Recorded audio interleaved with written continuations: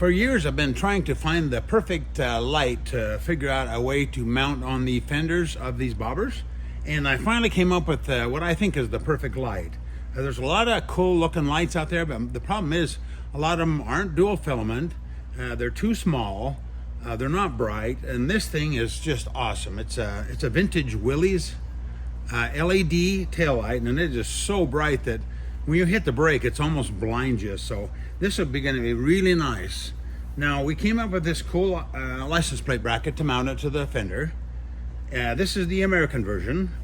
It comes all cut to size. We include the frame and everything. Now, if you do have a out of the country light, then we'll furnish this kind of oversized looking thing. What it is we made this oversized. You can cut and drill it to fit your license plate. Now, what I want you to do is cut it out carefully, put your license plate screws in, and whatever you do, make this thing as light as possible because it's bouncing up and down on that fender all the time, and you don't want it to crack and break right here. So once you get it cut to fit your license plate, enlarge this hole if you can. Make it as big as possible so that you eliminate all that weight that's bouncing up and down. Now, the first thing we want to do is figure the center line of that fender. That's kind of difficult on a rounded surface like that. So what I came up with is this cool idea. And what we want to do is you want to put two pieces of tape on the bike. We'll do this. We'll put the piece down here first. And then what I did is I took this tape and I marked it on the edge there and on the edge there. And then what I did, I just kind of eyeballed what I thought would be center line. So just draw a line on there as straight as you can. Go down into the piece of tape here. And then what you do is you just take this tape off, turn it around the other way,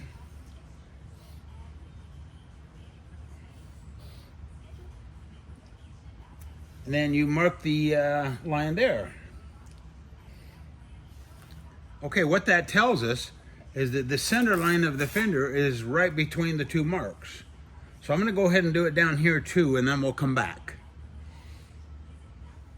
Okay, I'm down to the bottom. I put it on there. I put the line on there, and then I flip it around and do the same thing there. And then put a mark. And there you have it. That'll be right between those two lines will be the center line of the fender. Pretty cool. Okay, the last thing I did is put the tape down through the center of the two marks and then just draw a line.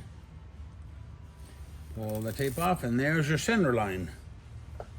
Let's mount this bracket. Okay, the first thing you want to do is make sure when we screw this to the fender that it doesn't distort either the bracket or the fender. And the way we want to have that happen is we want all 4 points to make contact with the fender. So the way I did it is I just kind of laid it on there, kind of put that hole a little above that edge. Then you'll feel it. Hold it in the center of that, and then you'll feel it rock back and forth. See it rocking? Rocks a lot there. The more you move it up that way, the less it rocks. A little bit there and about there, it's solid.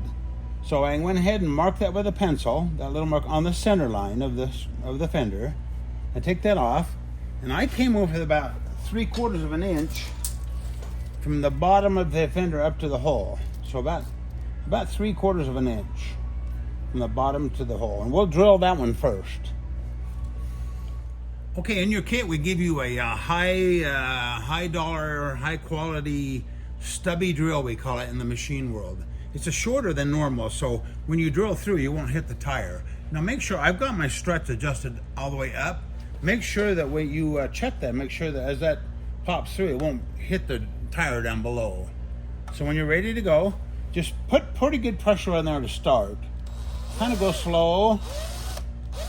And then as you drill through it, it won't drift on you. You just put that pressure on there. And then go ahead and drill the first hole. And then we'll use the bracket itself to drill the second hole. I'll show you how we do that. I'll go ahead and use one of the mounting screws, these little black ones. Push it up through the bottom, and then we give you a few of the regular nuts. We're not going to use these when we install this. This is just to help you drill with.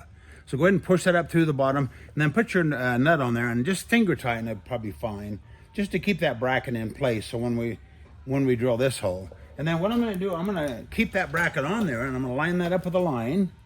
Then I'm going to line that up, put pressure on it.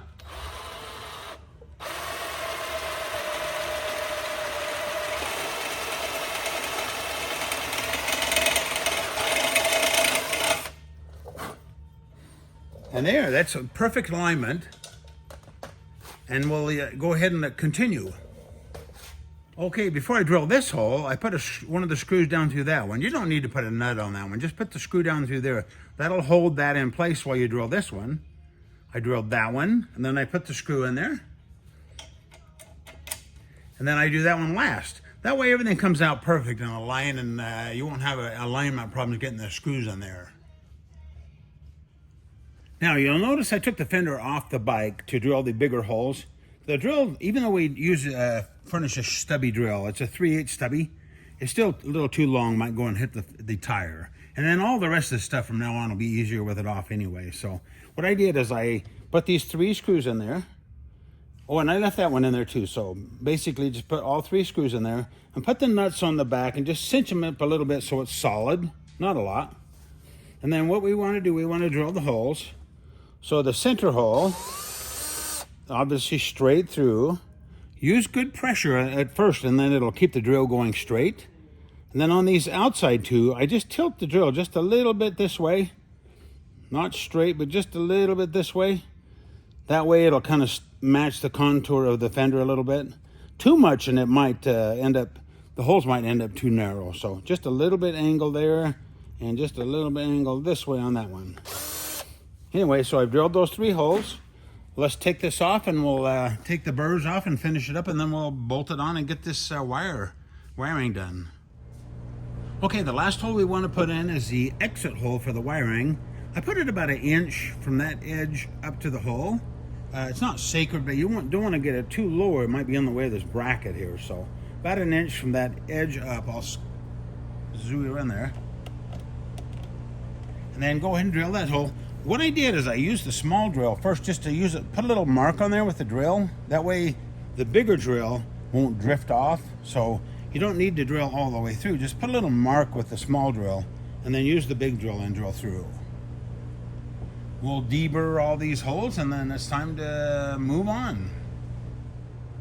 Okay, I took the burrs off, especially around this hole and the hole up front there, because you don't want the wires to go through and hit a real sharp edge there. So I used a countersink, but you can use a little knife or something just to take that burr off on both sides. And then do me a favor, and before we install this bracket, we give you a wire tie. So put the smooth side of the wire tie out here, and then put the clasp on the inside here. Just loop it around there. You can pull it pretty tight. The reason for this is we're just going to shove these little wires that from the license plate light, they'll come through here, down here, and up. So put that wire tie on there, snip the end off, and then we'll install this on the fender. Now you'll notice I used the 3 screws to hold this bracket on the fender. 1, 2, 3. We didn't use that one because if we use that one, then this light's not going to sit flat. So these 3 will be fine. So use the black screws on that side, and then make sure you use the nylock this time. The nylock nuts. 1, 2, 3. And then snug those up pretty good. You don't need to get ridiculous, but snug those up. And then we'll mount the light next. Okay, the light comes with 2 rubber rings. This one and the one that I have under the light there. I'll show you that. You can see the rubber ring here with the ridge up. So anyway, put that, just a single rubber flange under the light, and then you'll want to cut these connectors off the back before you mount it. So cut those connectors off, leave these as long as you possibly can. And then I went ahead and used that will include regular nuts and a washer for each side. Make sure that you use a little bit of blue Loctite, just a little bit of blue Loctite on each one of those. And don't get too carried away, because those are kind of on a funny angle there, and you don't need to get these really tight. Just tighten them to where that light sits flat against the bracket there. Oop. Just so it sits flat. And that should be it. This light is ready to wire up. Okay, I've mounted my license plate and the license frame, and I put the two license lights on the top screws, so one here, one here. I've left them a little loose because we'll have to aim them when I get finished. And then on the bottom, here's how the wires go. Okay, I'm going to zoom in on this, and I'll show you what I did. Okay, so first of all, you run these wires ahead with the light wires from the tail light. So go ahead and run those ahead and cut all the wires off about the same length as the tail light wires. And then we're going to splice them together. Oh, I also ran them through the little wire tie here and then down. Okay, let me zoom in. Okay, what I've done is we're going to do the two blacks from the two license lights. The two black wires we run to the white wire coming out of the tail light. So two black with a white. And I gave that a good crimp. And this is what they look like before you crimp them. So what you do is you just strip them back and you twist them together really tight, and then put your connector on them and crimp them. That's what they look like. And what this is, the two reds from the license lights to the black wire coming out of the tail light. Twist those together and put the little connectors on there. I'll also include a piece of paper that'll show you this so you can have something to refer to. And then go ahead and add the connector to the red wire coming out. I just pull these in these gently, make sure they're in there at a decent rate.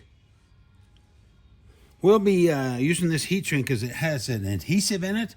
So once we heat shrink this, it'll really seal that up nice and hold those wires in there. But you don't want them to come out in the meantime. In your kit, you'll have about 3 feet of this wire. So there's red, blue, and black. Now we'll hook them up as follows here. So we've got the black to the white coming out of the tail light, the blue coming out of the black coming out of the tail light, and the red from the red. I'll take a picture and include it in the kit also. And you'll notice I've put the crimp these really well, and then I've heat shrink those. Give them a good heat shrink. You'll notice this has adhesive in it, so you'll see the adhesive actually oozing out the ends. And on this smaller end, you have to go over them a few times, but just be careful you don't burn the wires. Now this is really important that we want to put this heat shrink on the wires before we do the connectors on this end. So slide that piece of heat shrink over the wires. If it's difficult, just spray a little Windex or something on the end of the tube before you do it, and then they slide right through.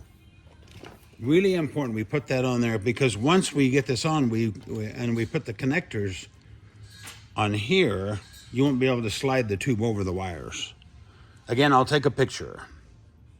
Okay, I've set the fender on the bike just temporarily, and what I want to do is I want to get about a right amount of wires coming out before we cut the wires. We don't need all that wire probably, so what I want to do is I want to make sure that it's going to loop around in here. And you don't want it to be tight like that. You don't want it to be tight. Just have some slack in there.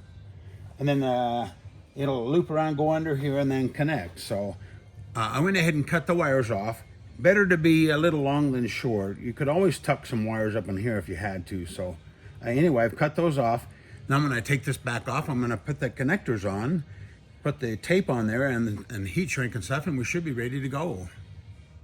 Okay, there's a couple ways you can go. Before you do all the inside and heat shrink this, you may want to go ahead and put your connectors on and then set it on your bike again temporarily and plug these in just to make sure everything works. Or you can trust yourself. Either way. And this is what these little, they're male connectors we give you. This is what they look like. Make sure you crimp them on the, right next to the metal part, not on the outside, but next to the metal, that little shoulder. Give them a good crimp. Give them a good tug. You don't want these to come off. So do that, and then I'm going to continue on the bottom side of this, and it's ready to install. Now what I did is I just heat shrink the area right before it goes through the hole. I don't need necessarily like to heat shrink it all the way up, because then it gets real stiff and it's hard to bend. So what I did, I just did it partially, just so it covers that area where it goes through the hole. And then leaves these connectors, leave some room there to connect them in there, plug them in. Okay, this is a first. I've never actually done this myself, so let's give this a shot. I think there's a saying a guy told me a long time ago. I said, it sticks like shit to a blanket. I think this might be the tape that works that way. What we do, we give you this Gorilla tape in your kit. There's about 18 inches of it, and it has an adhesive on the one side. So you just pull it apart like that. And what I'm gonna do, I'm gonna start up here. I don't know if we'll need it up in here, but the more we protect this from the water, the better. And then you'll notice I tape these wires down in a couple of spots, just to kind of hold them temporarily while I put this on. I don't worry about this tape. I can go over the top of that. So let me start on this. Like I said, I've never done this before, so let's see how it works. I'm gonna peel the paper back just part way to get started.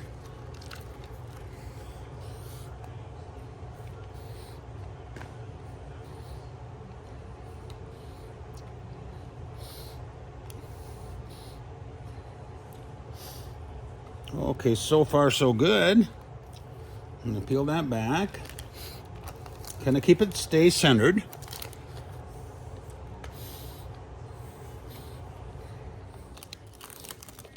Peel that back.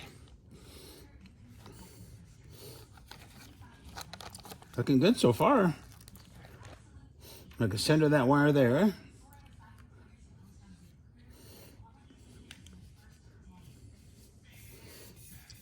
Hey, so far so good. I'll go ahead and tack this down a little bit better, and then I'll be back. Wow, you know, I've never tried to clean shit from a blanket, but this stuff sticks really well. If it's like any other adhesive, it'll get better with time. So the longer it's on there, the better it'll stick, and it'll probably become just part of the fender. Anyway, and the nice thing about this is it's kind of self-draining. So when the fender's upside down, all the moisture will drain out. So it's kind of cool. I think that's going to work great. Okay, this bad boy is ready to bolt back on the bike. Now I've got my fender all mounted up nice and solid. Don't forget to use the blue Loctite on those screws. I'll show you in a minute. But anyway, I plugged the wires in.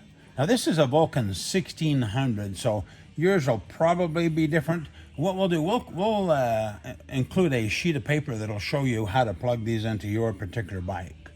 Okay, I plug those in nice and solid. Push them in all the way. Make sure there's good solid contact there. Ran them up through here.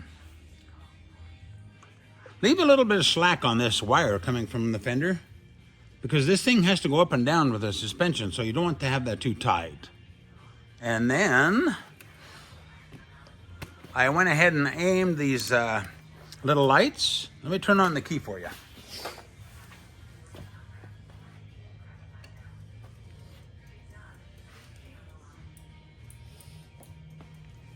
Man, that thing is bright. And the nice thing about this light is you can see it from all different directions, sideways, back. I mean, it's bright and it's safe, which is really super important.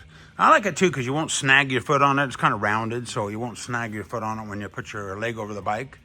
Now make sure to aim these little lights toward the license plate. Tighten the little screws.